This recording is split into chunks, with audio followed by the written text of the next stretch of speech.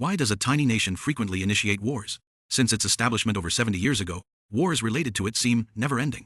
Today, it has once again attacked Iran. Strangely, Israel, which has long been in a state of war, has not only not restrained itself but has become increasingly hardline and aggressive. As a new round of war unfolds, the logic behind Israel's war machine becomes clearer. These factors make aggression an inevitable choice for them. Israel has designated Iran as its #1 target. Not merely a simple national confrontation, but a high-stakes gamble they must undertake. What exactly drives Israel to provoke Iran?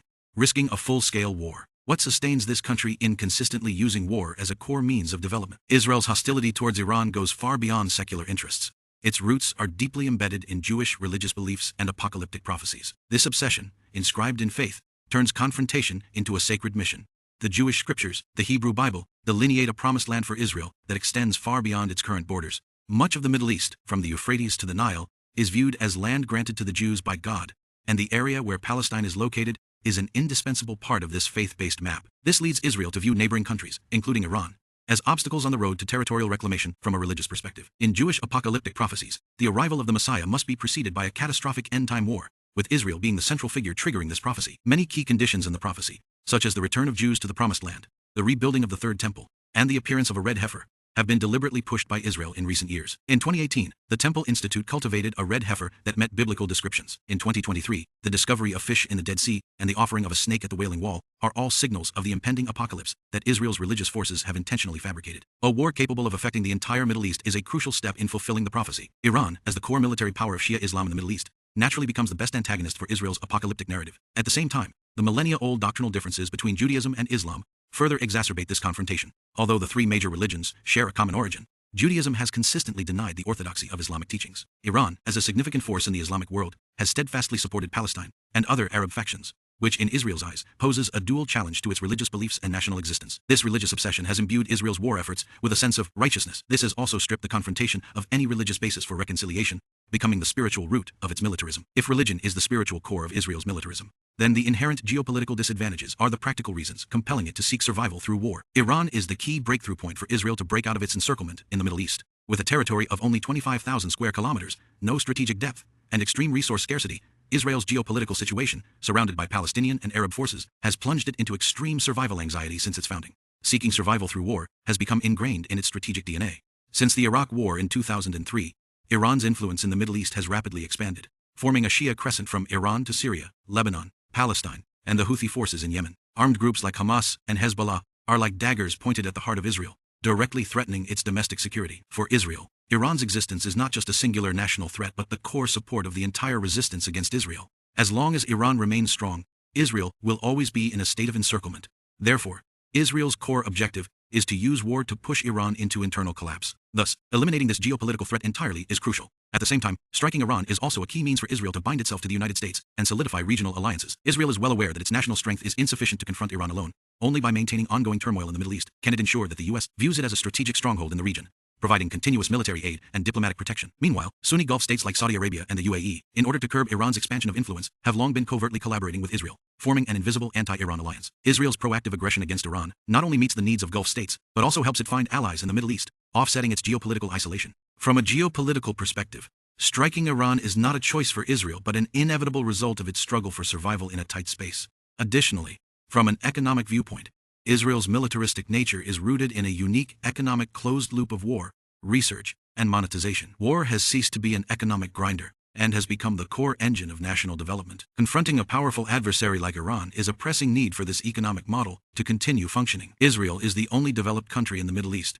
with a per capita GDP exceeding $50,000. The core of its economy is the high-tech industry, which accounts for half of its exports. And these industries are almost entirely linked to military research and practical testing. Since its founding, the continuous pressure of war has led Israel to invest 4.1% of its GDP in research and development, far exceeding the global average. Practical combat has become the best test for its military technology. The Iron Dome air defense system has repeatedly upgraded during conflicts with Hamas, with interception costs gradually decreasing from hundreds of thousands of dollars, making it a hot commodity worldwide. Miniaturization technology for missile guidance has given rise to medical black technologies like capsule endoscopy, which have been acquired at high prices by multinational companies.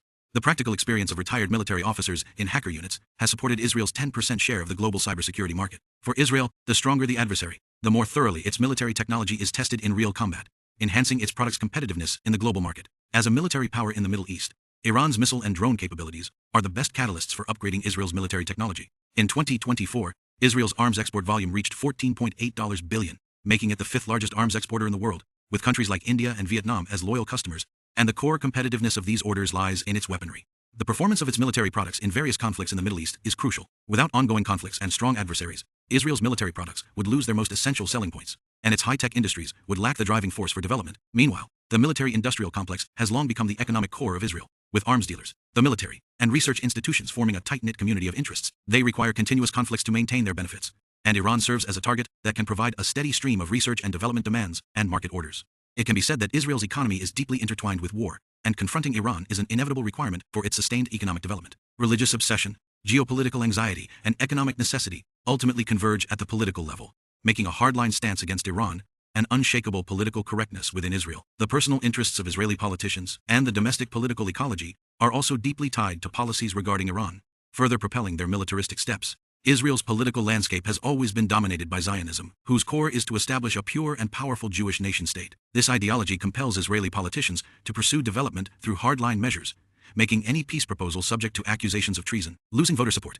Current Prime Minister Netanyahu's political career is deeply intertwined with war. In October 2026, Israel is set to hold elections, and Netanyahu faces public pressure from corruption allegations. His last military action against Iran significantly boosted his party's poll numbers, allowing him to escape a political crisis. For him, initiating a war against Iran can shape the image of a strong leader, compensate for previous policy mistakes, and consolidate domestic public opinion in preparation for the election. In fact, Israeli politicians have reached a consensus. Showcasing war achievements and implementing hardline policies against Iran is the best way to win votes. Previously, Prime Minister candidate Gantz used the massacre data from the attack on Gaza as campaign achievements, gaining substantial support, which serves as the most direct proof.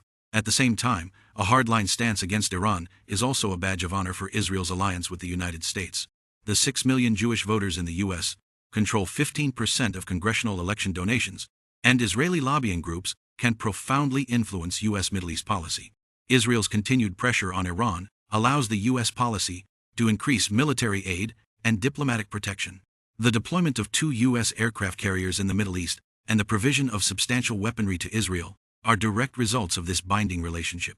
For Israeli politicians, solidifying the alliance with the U.S. Prosecutors not only secures practical military and economic support, but also establishes an image of being capable of safeguarding national interests domestically, achieving 2 goals with 1 action. Furthermore, Israel's military-industrial complex has formed a close interest chain with politicians. Arms dealers promote war through lobbying and donations, while politicians create benefits for arms dealers through war. This interplay of domestic and foreign interests has led Israel further down the path of militarism, from the ultimate obsession of religion to the anxiety of geopolitical survival, from the economic code of war to the political entanglement of interests. These 4 factors intertwine and propel each other, making war an inescapable national fate for Israel. This country, known as a professional war nation, has achieved economic rise and regional standing through war, binding itself to the U.S. and gaining allies. However, this model of seeking survival and profit through war ultimately leads to a path of self-destruction. Israel appears to hold the trump card: unconditional support from the U.S., globally popular military products, and highly cohesive domestic public opinion. Yet, hidden behind this facade are fatal vulnerabilities.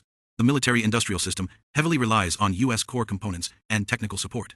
If the U.S. becomes preoccupied with its own issues, Israel's war machine will come to a halt in an instant. The 2 million Arab citizens in Israel face systemic discrimination, creating an internal crisis that could erupt at any moment. With its small territory and lack of strategic depth, Israel cannot bear the burden of prolonged full-scale war. Continuous warfare and expansion have deepened the hatred it has accumulated in the Middle East, trapping it in a vicious cycle of war and revenge. Israel uses war as a core means of national development, exchanging short-term military victories for long-term strategic dilemmas, which will ultimately cost it dearly for its militarism. When religious obsessions fade, economic calculations fail, and political games become unbalanced, the U.S. support will no longer be unconditional.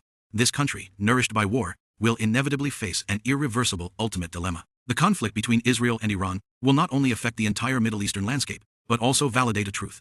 Any prosperity maintained by war is like a building on quicksand, destined to collapse one day. So, is there a possibility of breaking Israel's war fate? If it loses U.S. support, where will Israel go? Feel free to leave your thoughts in the comments. This video ends here. If you liked it, please like and follow. Thank you for your support, and see you next time.